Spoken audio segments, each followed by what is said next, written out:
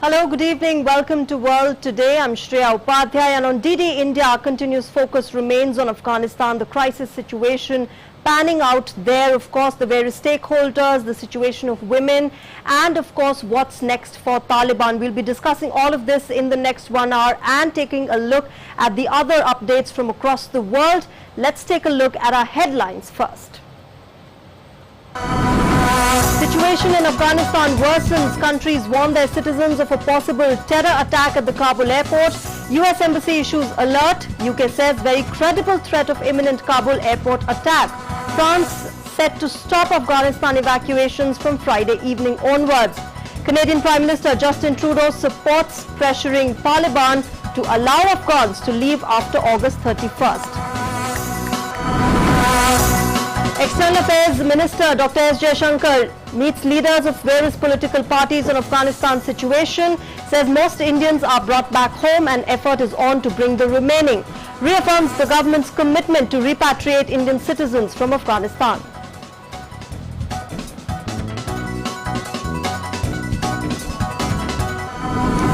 India undertakes the largest ever infrastructure project in Maldives. The Greater Malé Connectivity Project of 6.74 kilometers long bridge and causeway link will connect capital city Malé with the adjoining islands.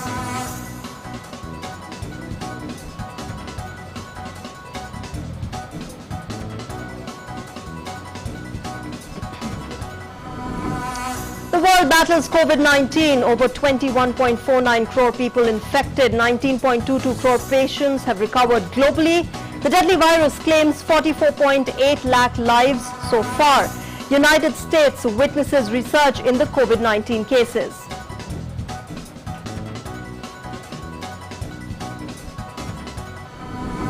And Arsenal finally kick into gear to ease pressure on Mikel Arteta, hit West Brom for 6 in the League Cup to record their first win of the season, with Aubameyang netting a hat-trick and Pepe, Saka and Lacazette also on target.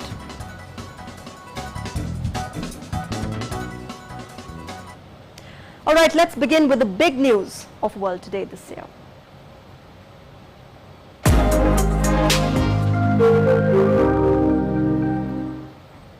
With the Afghanistan crisis worsening day by day, various countries have warned that their citizens against a possible terror attack at the Kabul airport. US, UK, France and Australia have asked their citizens to stay away from the already chaotic Kabul airport as the August 31st deadline approaches. Here's a report. Afghanistan is witnessing its worst days. Evacuations are being severely affected. Chaotic scenes can be witnessed outside Hamid Karzai International Airport. These Afghans are now losing hope. A number of nations say there is a high threat of a terrorist attack at Kabul Airport and have warned their citizens not to travel there. Those already outside the airport are advised to leave the area immediately. The US Embassy in Kabul advised US citizens not to travel to the Hamid Karzai International Airport at this time, according to an embassy security alert issued on August 25. Citizens already at the airport's Abbey Gate, East Gate and North Gate were advised to leave immediately, said the security alert. The alert posted on the embassy website gave no reason for why it was issued. It followed warnings by US President Joe Biden and other administration officials of a threat by Islamic State to evacuation operations as crowds thronged airport gates, desperate to leave following the Taliban takeover of Afghanistan. The alert advised Americans to be aware of your surroundings at all times, especially in large crowds. British Armed Forces Minister James Heappey said there is very credible intelligence that Islamic State militants are planning an imminent attack on those gathering at Kabul airport in an attempt to flee Afghanistan. I can't share with you the exact detail of what the threat is, but I can say that over the course of the week, the credibility of the reporting has reached the stage where we believe that there is a very imminent, highly lethal attack possible within Kabul, and as a consequence we've had to change the travel advice to advise people not to come to the airport, indeed to move away from the airport, find a place of safety and await further instructions. This is a very dynamic, very challenging situation, and I just have to be really honest with people and say that there is every possibility, as we've been saying all the way through, that we won't get everybody out, and the security situation worsening as it has makes that more likely. France will no longer be able to evacuate people from Afghanistan from Friday evening onwards, French Prime Minister Jean Castex said on Thursday. There will be a second phase that we will manage as Europeans and with the international community, in particular with the UN Refugee Agency for the refugees that will leave Afghanistan in the future. Australia has also warned its citizens against travelling to Kabul Airport. We remain focused on the safe evacuation from Afghanistan for as many Australians and visa holders as possible, for as long as possible. Our clear travel advice is now, do not travel to Hamid Karzai International Airport. And if you're in the area of the airport, move to a safe location and await further advice. Afghanistan remains highly volatile and dangerous. Be aware of the potential for violence and security threats with large crowds. There is an ongoing and very high threat of terrorist attack. Turkey has meanwhile said it may continue to run Kabul Airport after the full withdrawal of its military forces. In an interview with Turkish private broadcaster President Tayyip Erdogan's spokesperson Ibrahim Kalin said talks were heading in a positive way. But Taliban have asked Turkey for technical help to run Kabul Airport after the departure of foreign forces, but insist that Ankara's military also withdraw fully by the end of August deadline. A final decision would be made by the August 31 deadline for foreign forces to leave the country and end a 20-year military involvement in Afghanistan. Canadian Prime Minister Justin Trudeau has reaffirmed Canada's commitment to aid in evacuations from Afghanistan. The bottom line for Canadians is this. We are going to continue to do absolutely everything we can to get as many people out of Afghanistan in the coming days as we possibly can. But once this evacuation phase is done, we're not stopping our work. We're going to continue with the international community to put pressure on the Taliban to ensure that people can leave the country. We will continue to work with neighbors and partners in the region to get more and more people to safety. We've committed to welcoming over 20,000 Afghan refugees to Canada, and we will work very closely on an ongoing fashion to do that. Scores of families displaced by recent firing in Afghanistan were squatting in the open and in desperate need of help as a humanitarian crisis unfurls in the country. You can see the situation of the people, the condition that they are in. We are in an open field and in the heat. Therefore, we hope that the central government will pay attention to this. I'm in a bad situation. I do not understand the words and my head hurts. I feel very bad. There is nothing in my stomach and I had only drank a glass of tea and that's it. The UN says more than 18 million people, over half Afghanistan's population, require aid, and half of all Afghan children under the age of 5 already suffer from acute malnutrition amid a second drought in 4 years. Meanwhile, traders in the capital, Kabul, on Wednesday demanded that shuttered banks should be opened as soon as possible. People were seen queuing outside banks and ATMs a day after Taliban spokesperson Sabiullah Mujahid said all banks will open soon. Prices of staples like flour, oil and rice have risen by as much as 10 to 20% since the Taliban seized control of the country. World Today Desk, DD India. Meanwhile, U.S. Secretary of State Antony Blinken on Wednesday said that around 1,500 Americans may be awaiting evacuation from Afghanistan. Addressing the media, Blinken said that the U.S. has evacuated at least 4,500 U.S. citizens as well as their families from Afghanistan since mid-August. Blinken said the State Department estimates that there were about 6,000 Americans who wanted to leave Afghanistan when the airlift began on the 14th of August. Over the last 10 days, roughly 4,500 of these Americans have been safely evacuated, along with immediate family members. Over the past 24 hours, we've been in direct contact with approximately 500 additional Americans and provided specific instructions on how to get to the airport safely. For the remaining roughly 1,000 contacts that we had, who may be Americans seeking to leave Afghanistan, we're aggressively reaching out to them multiple times a day through multiple channels of communication, phone, email, text messaging, to determine whether they still want to leave and to get the most up-to-date information and instructions to them for how to do so. The U.S. Secretary of State said that the U.S. was still on track to complete operations at the Kabul Airport by the end of this month. He, however, said that there was no deadline on the effort to help people who want to leave Afghanistan, both Americans as well as others, and that the effort would continue as long as it takes. There is no deadline on our work to help any remaining American citizens who decide they want to leave to do so, along with the many Afghans who have stood by us over these many years and want to leave and have been unable to do so.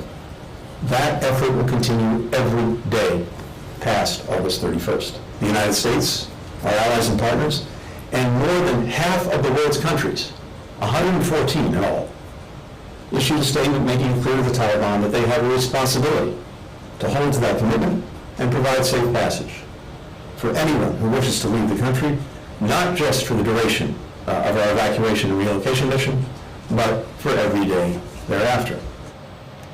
Now, the U.S. has stressed that American evacuees are its first priority, even as it attempts also to airlift Afghans who worked for the U.S. government, as well as what it calls vulnerable Afghans.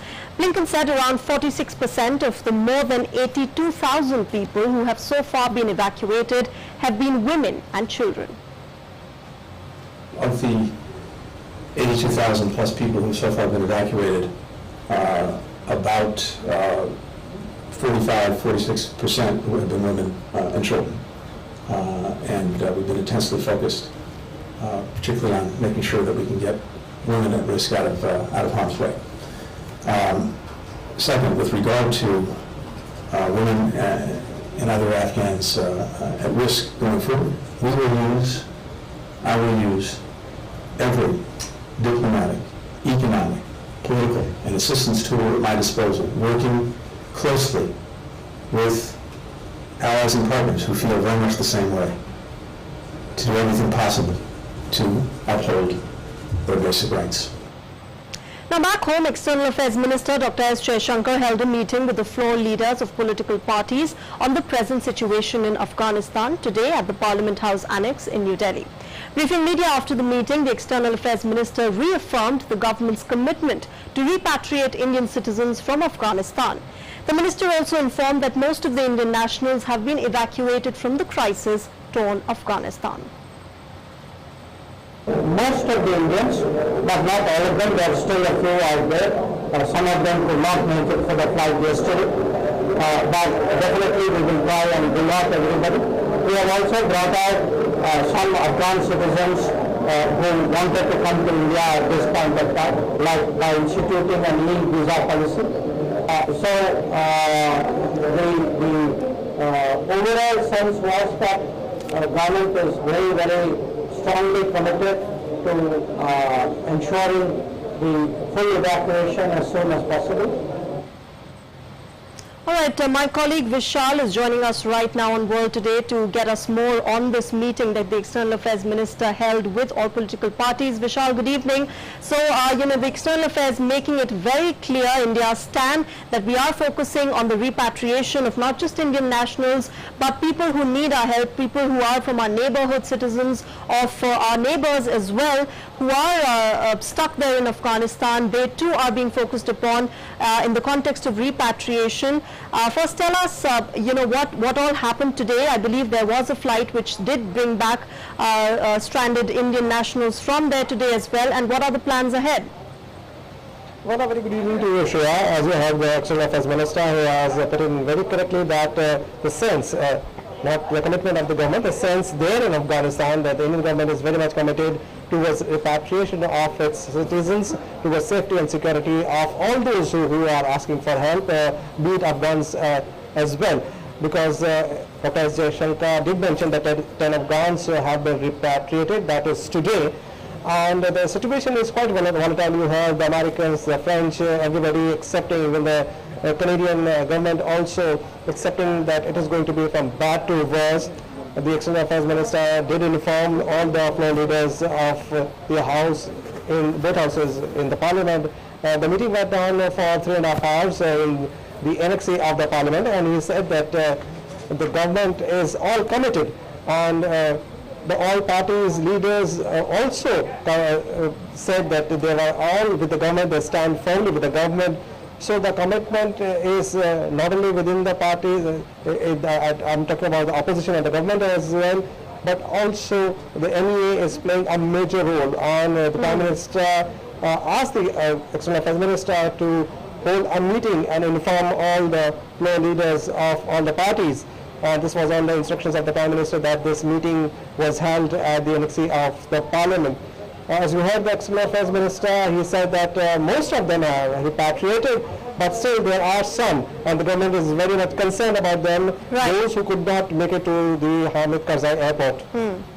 All right, Vishal, thanks very much for joining us with those updates. We'll keep coming back to you for the latest on the repatriation process that India is undertaking. Now, we all know that India is undertaking Operation Devi Shakti, and let me take you through what really India has done so far in terms of evacuation, in terms of the repatriation of not just Indian nationals, but also foreign nationals, people who are from our neighborhood. Now, the evacuation mission, it began on the 16th of August by airlifting 40 Indians from Kabul to Delhi, and that is a day after the Taliban seized control of the Afghan capital city. So 16th August is when we began the evacuation mission, Operation Devi Shakti.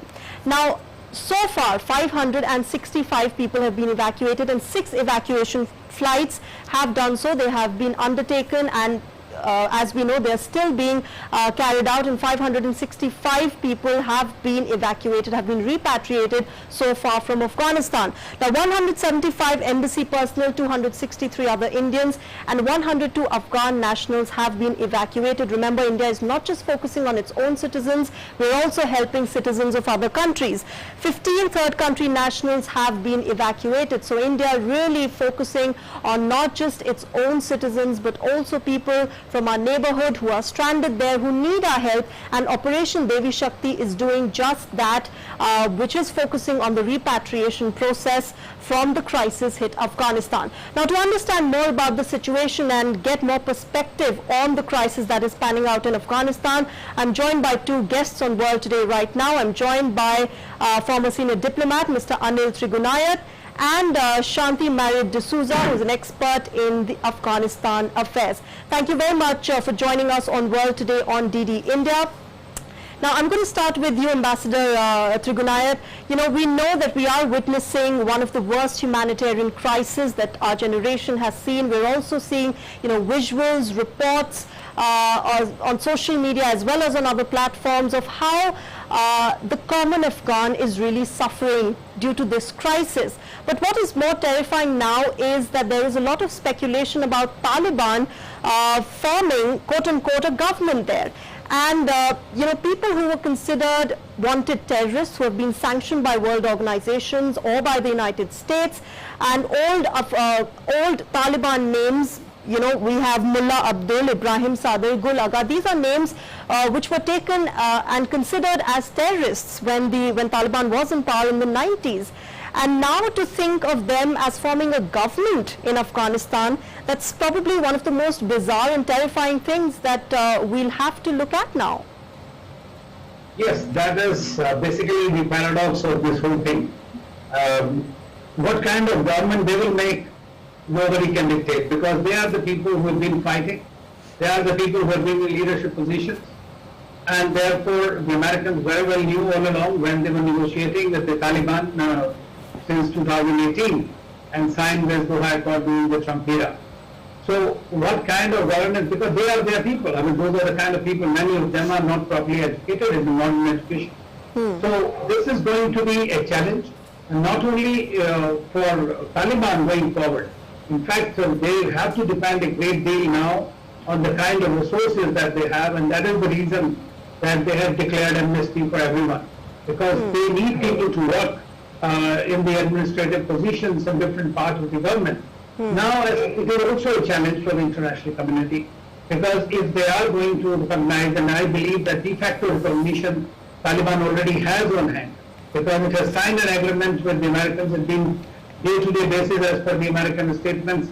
They are discussing with the Taliban on everything. You had the CIA director just 2 days ago discussing the further evacuations. And nearly every country has been talking to them for securing their own interest and especially their personnel. So de facto, I would say they have a recognition that the legitimacy can only be granted when certain deadlines which the international community has prescribed directly and through the UN Security Council statement. So I believe that, but it is too much to ask for a government in transition at the moment, a government which I believe that even though they have a very strong leadership at the moment, which is giving you right kind of messages, to expect them to deliver on the international community's expectations, or for that matter, the frightened Afghans assuaging their concerns, is going to be an extremely difficult task for any government in this kind of a situation. And we are seeing the kind of scenes are available. I mean, we are all seeing for last so many days this happening. This is very, very difficult times for them. Absolutely. Mr. Souza, I want to talk a bit about Pakistan's role here because Taliban has repeatedly said that, that Pakistan has no role to play in its affairs. It has also gone on to say that Pakistan feels like home, but at the same time there are 2,300 terrorists who were languishing in jails in Afghanistan who have been freed, and they apparently, as reports suggest, have been given US-made weapons before they crossed over to Pakistan. And of course, a lot of these Taliban men have been identified with Pakistani passports. So really, do we trust either of them? And what role can we expect Pakistan more to play in the days ahead?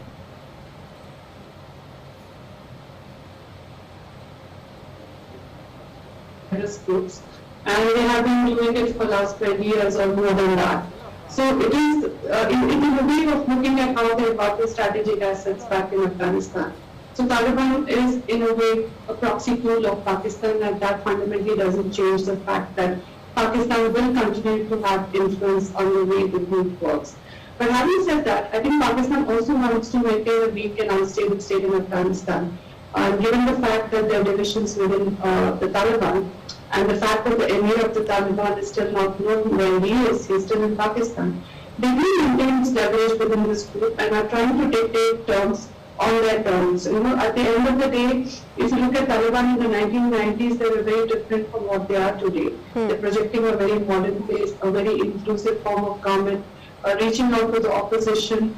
And this instability which is continuing in Kabul is playing out to the advantage of Pakistan.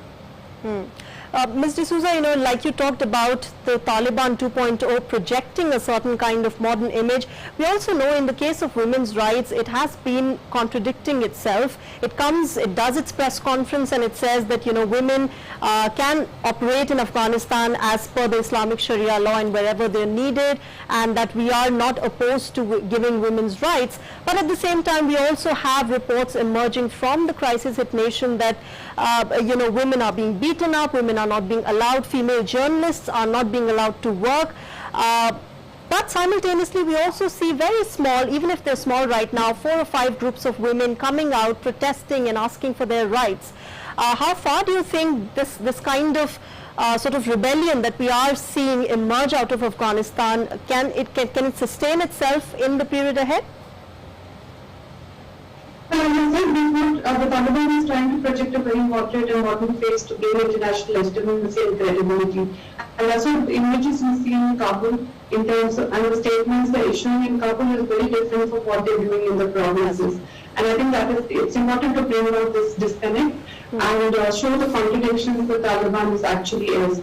So over time, we do see a lot of women groups coming out, but they want to have that platform in the way things should have been with Afghanistan. So there is a danger of losing the women's rights, which they have gained in the last 2 decades. And we can't go by the images and messages sent out by Taliban, because it is only to gain the legitimacy of one, from the international community, and secondly, to quell any resistance which might develop in Kabul, in which they will be projected on a wrong foot. So there is a contradiction of sorts which will play out in the time to come, as Taliban gains more power and tries to consolidate its hold in Kabul.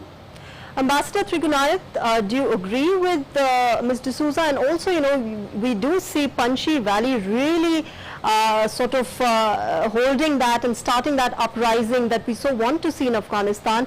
But do you see that replicating in the rest of Afghanistan? No, I fully agree with my friend Shanti on this. Essentially, there is, as I said, is a paradox within the Taliban itself. The creamy layer of the Taliban intends to project and probably implement. But the fighters who are actually there, they have no clue about it. I mean, and as you know that 71% of Afghanistan is rural, and most of it is governed in a sort of a village republic kind of a thing.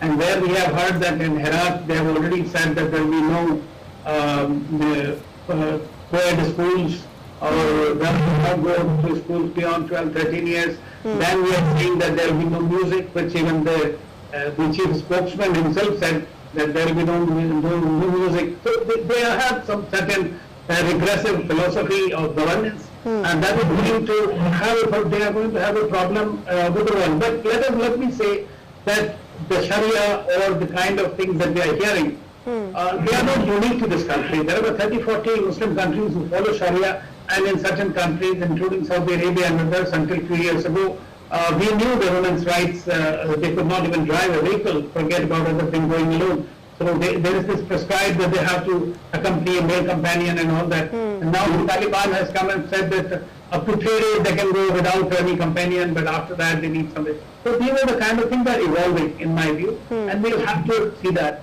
As for Panjshir, you know, Panjshir has a history. It has never been controlled by anybody, but it is a narrow strait. So it has, right now, Mullah Saleh, the former Vice President, has declared himself as the caretaker Prime Minister in accordance with the Constitution. And he has been the most vociferous critic of Pakistan and of Taliban during the past few months that we have seen. Yes, they are all basically somehow or the other have been allied to the Americans or the CIA in one way or the other. We have seen he was also an intelligence chief himself. Now, the Ahmad Masood, the young man whose father was really the lion of Panjshir and who had fought against Northern Alliance, so they're holding out. But in the absence of the support from the international community, especially the Russians, the Iranians, I think it will be very difficult for them to sustain it. And I understand, even as we are talking, that there are some discussions going on, as was mentioned earlier, that the Taliban is trying to have some kind of an inclusive government. And it was seen that in the 12-member council, they have already got Abdullah and Hamid Karzai, which is a good thing, actually, you know, because they have governed, they understand how to do it, and they might moderate the Talibanese stance in due course. Okay. Ambassador, you know, we've talked about the Taliban meaning to form government. We also know that the 31st August deadline is approaching fast. But one of the key concerns, of course, is the money. You know, how is Taliban, even if it does unfortunately form that government in Afghanistan, how will it operate? How will it sustain itself? Now, we know that whether it's IMF or other sources of financing, they have cut off aid to Afghanistan currently.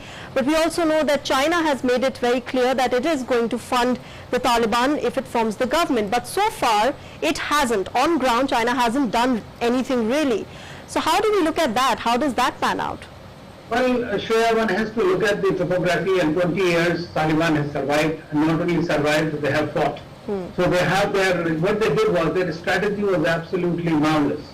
They covered all the checkposts from all the countries, wherever there was trade, and they are collecting their revenues there. Particularly as the reports have been shown on various televisions, billions of dollars have been left behind by the Americans themselves, along with huge cashier farms. Thirdly, the drug money. That has been going on all over, which has been in the control of the Taliban, so that will continue. And fourthly, the most importantly, the Chinese have very openly said, so are the Russians, they might be helping them out in case there is the Western countries or the IMF and others do not provide. Now, of course, the IMF, it will all depend, you know, I mean, after 31st, maybe the Taliban will try to negotiate for greater access to funds relating to evacuations or the security of their own personnel, or for giving some kind of, you know, agreeing to some more reforms or whatever it is. But that will be seen. But I think that in the beginning, but it is not for Taliban. The problem is going to be that the people have greater expectations. In last 20 years, a whole generation has passed, and an average Afghan expects a better life for himself. Yes. So they have to come up with expectations, and they have the largest percentage of young people in the region. So that is why I think that it will be very important for them to work out some details on that. Absolutely, but that seems sort of disheartening right now, that the common Afghan does not see a very bright future ahead as the Taliban takes control. Lastly, Ms. D'Souza, we know that the External Affairs Minister talked to political parties today from across the country. He briefed them about the situation in Afghanistan and what India's response is. And of course, we are focusing largely on the repatriation process. But where do you see India in this whole situation? From which prism should India really look at the situation panning out in Afghanistan? India should form a humanitarian prism, and that's very important at this moment, because we shouldn't be making distinctions in terms of visas, and the visas should be more liberal. Instead of e-visas, I think emergency visas is what they really need. And Afghan nationals who are coming here, I think we should have some cells set up at the airport and the ministry, which makes their arrival here very easy, and also see a resettlement, which they really need at this point of time. So Afghanistan is one area where India has invested hugely, and we got a lot of goodwill among the Afghans. So at this critical juncture, when they are looking for help from us, we should not let them down, and I think we should build a trust with Afghans and retain it. Otherwise, we lose Afghanistan forever. Yes, of course, and the External Affairs Minister did stress upon the fact that the Afghan-India relationship has always been deep, it has always been friendly, and we are focusing on that. Ambassador Trigunayat, what do you think, these Afghan-India ties over the past so many years have been very warm, and now, of course, we have also evacuated a lot of Afghan nationals as well, along with Indian nationals from Afghanistan. How do you look at this situation from India's point of view? Well, at the moment, I feel that indeed we don't have very many cards in our hands. So I fully agree that wherever there is an opportunity, whether at the UN Security Council or there is an opportunity for humanitarian relief efforts, I think India should take the lead in that. It is very important for the safety, security, and because we also want that whatever gains have been achieved in the last 20 years, and which India has been a very critical partner for their nation-building efforts, which the Taliban themselves acknowledge, and they want Indians to complete those projects and come back and do this. So I believe that we need to work on those, and at the same time we have to gear up within ourselves. We will, of course, our problem is not Taliban directly. Our problem essentially remains Pakistan and the Pak-based terrorist groups who have been emboldened, and the radicalization that is likely to follow, because everybody seems to be very victorious about this and hailing the victory of the Taliban as if it's their own. And that may create a greater radicalization within India itself. So I think we have to guard against that. So we have to guard on both the fronts. All right, Ambassador Anil Trigunayat and Ms. Shanti Mary D'Souza, thank you very much for joining us on World Today on DD India and sharing your perspectives on the crisis that is panning out in Afghanistan. Now moving on, let's take a look at the COVID-19 numbers from across the globe. Well, more than 21.49 crore people have been infected, while 19.22 crore patients have recovered from COVID-19 across the world. The deadly virus has claimed lives of 44.8 lakh people worldwide. The United States has been witnessing a resurgence in the COVID-19 cases. More than 1,000 new daily cases are being reported in the country due to the highly transmissible Delta variant. More than 3.91 crore people in the United States have been infected by COVID-19 so far.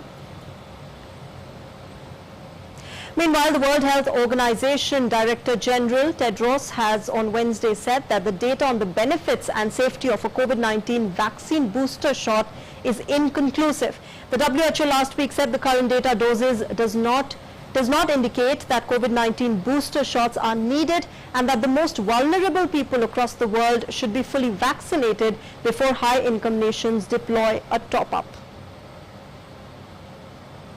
On the boosters, first of all, it's not conclusive. in terms of its benefits. And also, we don't know if it's safe. I mean, it has been already said. And the second problem is when some countries afford to have a booster and others are not even vaccinating in the first and second round, it's a moral issue. It's like saying, okay, you have a life jacket and you're adding another one, while others don't have a single life jacket. Meanwhile, WHO Chief Scientist Soumya Swaminathan, who also addressed the media briefing, said that the consensus from a recent meeting of researchers and regulatory experts was that data on the need for COVID-19 vaccine boosters was not conclusive. On the science side, which we are tracking very closely, and we recently had an expert group meeting with scientists from around the world. This included researchers, it included regulatory experts from different regulatory agencies. There was consensus that there is no, that the data around the need for boosters is not conclusive. Australia's new daily cases of COVID-19 topped 1,000 for the first time since the global pandemic began, as two major hospitals in Sydney set up emergency outdoor tents to help deal with the rise in patients. Sydney, the country's largest city and the epicenter of the current outbreak, is struggling to stamp out a surge in the fast-spreading Delta variant, with daily infections hitting record levels even after 2 months under lockdown. Besides Sydney, the country's second largest city, Melbourne, and capital Canberra are also in hard lockdowns, putting more than half of the country's 25 million population under strict stay-at-home orders. Meanwhile, New Zealand's Prime Minister Jacinda Ardern said the strict nationwide lockdown was enforced to stamp out COVID-19 and was helping limit the spread of the highly infectious Delta variant, even as the number of new cases rose today. New Zealand today reported 68 new cases, taking the total number of people infected in the latest outbreak to 277. The entire country of 5 million is under stay-at-home orders, with schools and most workplaces closed until at least the end of the month. New Zealand, remember, has been largely free of the virus since last year, barring a small number of cases in February. But that changed last week after an outbreak of the Delta variant erupted in Auckland, prompting PM Ardern to order the lockdown. Moving on, India has undertaken the largest ever infrastructure in Maldives. The project is funded under the Indian grant of $100 million and line of credit of $400 million. A contract has been signed between Afghans and the government of Maldives for the construction of Greater Malay Connectivity Project. The signing ceremony was attended by the Indian High Commissioner Sanjay Sudhir and senior management from Afghans, Maldives, Minister of National Planning and Infrastructure, the Economic Development Minister, the Finance Minister and the Minister for Transport. The 6.74 kilometer long bridge and causeway link will connect Malé with adjoining islands of Willingli, Gulifalhu and Tilafushi. The project, which will commence soon, will provide a major boost to connectivity between the 4 islands, accounting for about half of the Maldivian population. Now, during his conversation with Prime Minister Narendra Modi on the 14th of July, Maldivian President Ibrahim Mohamed Solih conveyed his full satisfaction with the progress on the project. India has also undertaken about 30 community-oriented projects, under the grant of which about half have already been completed. India and the Maldives have forged a strong bilateral tie since President Solih assumed office in November 2018. India's first foreign policy of the Maldives and India's neighborhood first foreign policy have worked in tandem and brought out mutual synergies. Now, expressing gratitude to India, Foreign Minister of Maldives Abdullah Shahid has tweeted, and I quote, "Connecting peoples and countries. Delighted that the contract for the Greater Malay Connectivity Malay to Tilafushi Link project has been signed between the Ministry of National Planning, Housing and Infrastructure and Afghans Infrastructure Limited. This is a defining moment in the development journey of the Maldives. Constructed with financial support from India, the largest infrastructure project to be executed in Maldives will stand as an enduring tribute to the strong Maldives-India partnership. Thank you, Prime Minister Narendra Modi and External Affairs Minister Dr. S. Jaishankar for supporting our development journey, unquote. In other news, the navies of Quad countries, India, US, Australia and Japan are conducting the Malabar Naval Exercise starting today till the 29th of August off the coast of Guam, an island territory of US, Philippines. Now, the Indian Navy is participating in the sea phase of Malabar Exercise 2021 along with the US Navy, Japanese Maritime Self-Defense Force and the Royal Australian Navy. The Indian Navy's participation includes INS Shivalik and INS Kadmat and the P-8I petrol aircraft led by Rear Admiral Tarun Sopti, Flag Officer commanding Eastern Fleet. Now, the conduct of the exercise while observing health protocols during the COVID-19 global pandemic is a testimony to the synergy between the participating navies and our shared vision for a free, open and inclusive Indo-Pacific region. On the occasion, the spokesperson for the Indian Navy tweeted a video to mark the beginning of the exercise.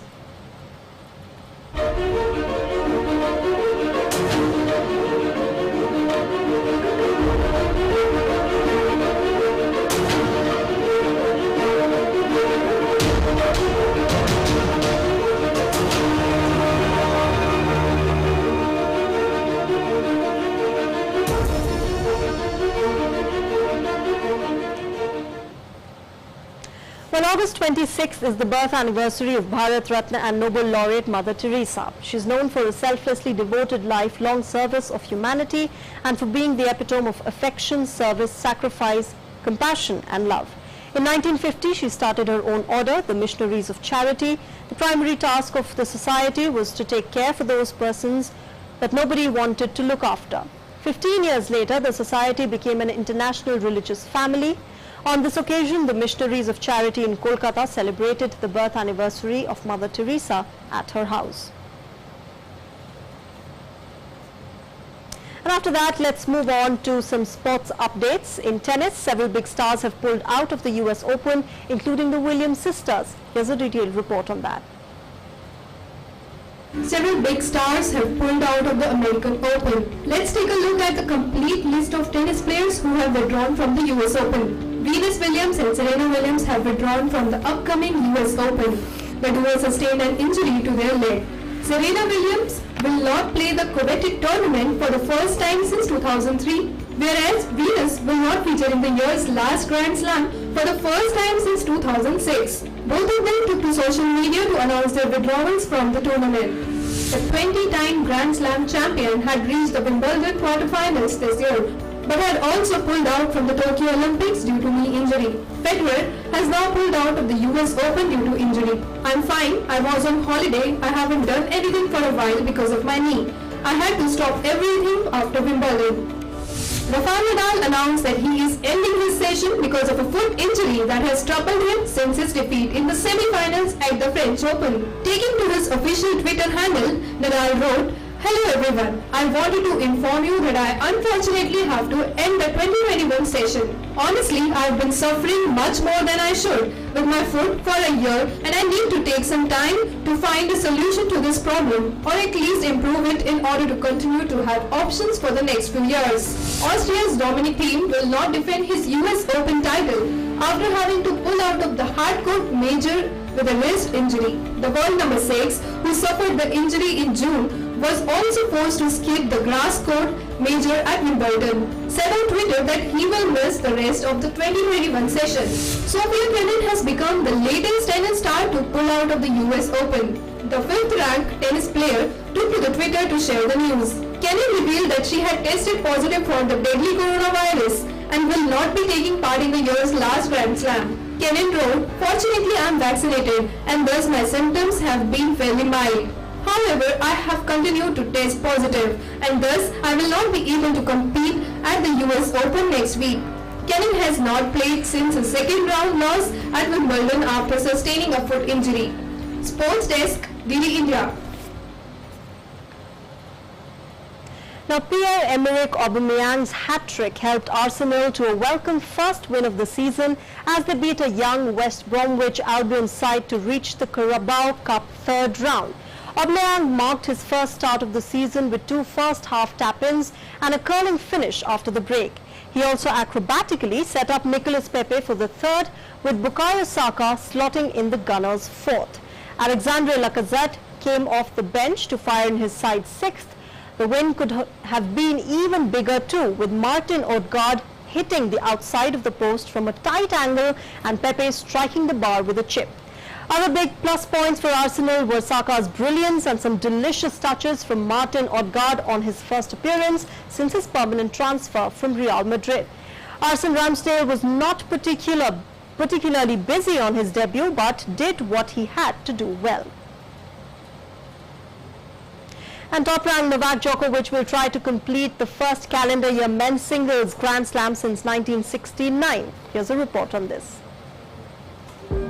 Top-ranked Novak Djokovic will try to complete the first calendar year men's singles Grand Slam since 1969 and become the all-time men's leader in slam titles by capturing the US Open. 5 past champions will be in field when the showdown begins Monday on the New York hard courts with Roger Federer, Rafael Nadal, Stan Wawrinka, Juan Martin Del Potro and 2020 winner Dominic Thiem absent due to injuries. That leaves the main obstacles in Djokovic's path to 21st career slam crown. The roots of Djokovic's amazing 2021 run were in last year's US Open, where he was defaulted out of the tournament in the 4th round against Carreño Busta when he struck a ball and it accidentally hit a line official in the throat. The 34-year-old Serbian star has now dropped a Grand Slam match this year, beating Medvedev in Australian Open final, Tsitsipas in the French Open final and introduced Matteo Berrettini in Wimbledon final. He is trying for a calendar men's slam feat managed entirely by Australian Rod Laver in 1962 and in 1969, and American Don Burge in 1913. Djokovic briefly has held all 4 slams at once, winning his 4th in a row at the 2016 French Open to complete a career Grand Slam. In his career, Djokovic has won 9 Australian Opens, 6 Wimbledon crowns, 2 French Opens, and the 2011, 15 and 2018 US Opens. He has spent a record span at the world number 1 more than 335 weeks and comes into US Open not having played since losing Olympic gold medal match to Spain's Pablo Carreño Busta. Nadal, who along with Federer and Djokovic shares the men's record at 20 slam titles, sees no reason why the Serbian star won't finish what he has started. Rivals ready for Novak. US Open 2019 runner-up Medvedev, who won a tune-up title at Toronto, sees Djokovic a clear favorite. Meanwhile, Tsitsipas are proud of his ranking and his Roland Garros finals runner. Zverev, last year's US Open runner-up, won the last major tune-up title at the Cincinnati and a gold medal, giving him a 12-match winning streak heading into the Flushing Meadows fortnight. Sports Desk, DD India.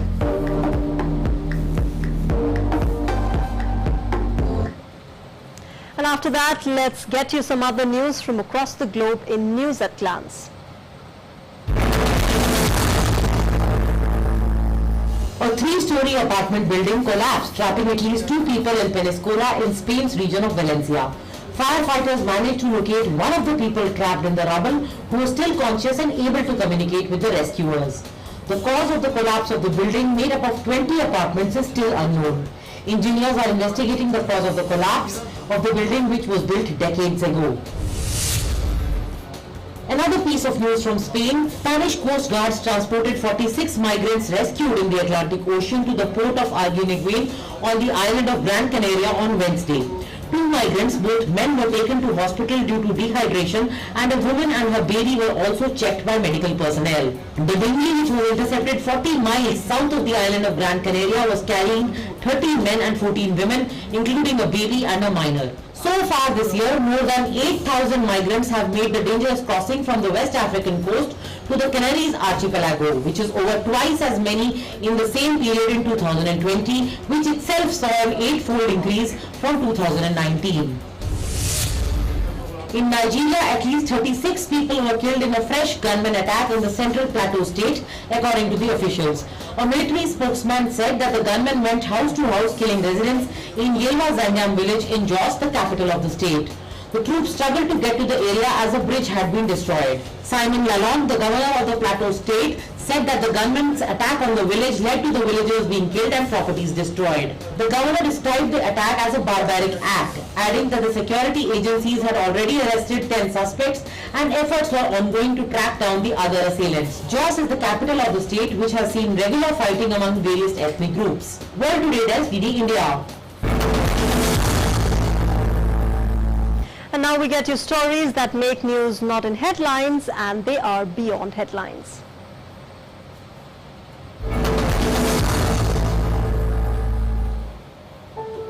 What can be more adorable than watching cubs practicing their first roars? 3 cubs born in Mexico's Zacango Zoo were captured making noise trying to roar. The cubs were born in good health. Zookeepers have now separated the infants from their mother after she failed to produce milk and are being bottle fed every 3 hours. The cubs will remain under constant surveillance during their first months of life.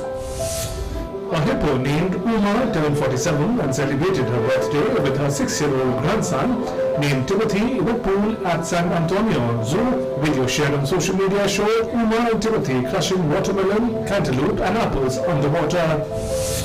The wilderness can be ruthless. A video of a tortoise hunting down a baby bird is going viral these days. The video shows the moment a giant tortoise attacked and ate a baby bird in Frigate Island in Seychelles. The giant tortoise, thought to be a herbivore, is seen approaching the bird, a lesser noddy-turned chick, before catching its prey in its mouth. Reports suggest it is the first documented example of a species hunting in the wild. Belarusian delegation at the International Army Games 2021 near Moscow left the audience spellbound with the ballet show. With a bit of help from Russian ballet dancers, at a tank biathlon competition, 4 dancers climbed out of 2 military vehicles to perform the Swan Lake ballet finale on their armor. Tank biathlon is a military discipline invented by Russia's defense ministry to hone the skills of tank crews. Each year, tank teams from various countries take part in a friendly competition to determine the most skilled tank crew. Twice a year, a team of cleaners equipped with long sticks clear out tens and thousands of written prayers and wishes crammed into the crevices of Judaism's western wall in Jerusalem by worshippers and visitors, making room for fresh ones. It is time again for this cleaning at the wall, but this time the rite was held with precautions against coronavirus infections in place after a relapse in infection rates. Workers in protective masks held onto their sticks with gloves as they extracted the paper notes left in God's mailbox. Religious authorities also operate a service in which people can email their prayers for placement. Between the stones, the western wall is remnant of the compound of Second Temple that was destroyed in 70 AD. A giant 110 feet high Ferris wheel has been installed at bustling heart of Times Square in New York. For 12 minutes, customers can ride the Times Square wheel for a bird's-eye view of the so-called crossroads of the world in Midtown Manhattan. Behind red glass steps, over the booth, where discounted Broadway show tickets are sold. Tickets at the Ferris wheel range from $15 to $35. Rides are free each day for the first 100 people vaccinated for COVID-19 from August 1st through September 12th, the last day of the attraction. Rides are available from noon to midnight.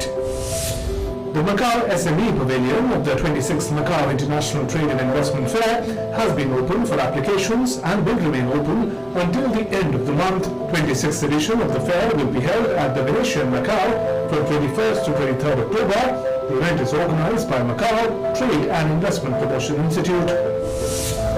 The snow-clad peaks of Drakensberg mountain range in Lesotho continues to attract tourists.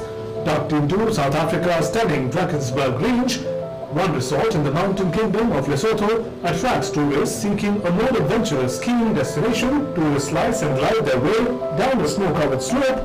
The continent contains 5 mountain ranges with enough seasonal snow to make potential slope, of which 2 host rudimentary ski resorts. World Today Desk, DD India. After that, let's now take a look on why today's day is relevant in history.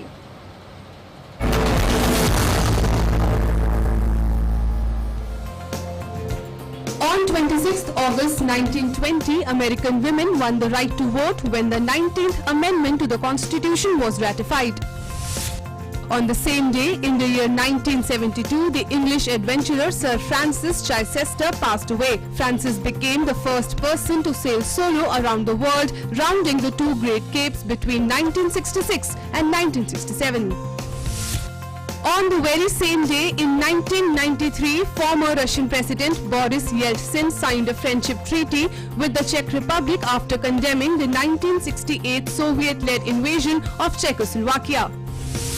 On this day in 1997, South Africa's last white president F.W. de Klerk announced to quit as the leader of the opposition National Party.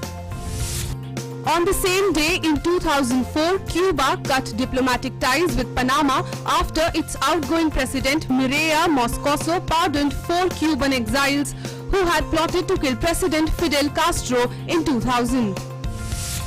On this day in 2005, Kenenisa Bekele of Ethiopia broke world record in men's 10,000 meter race. World Today Desk, DD India.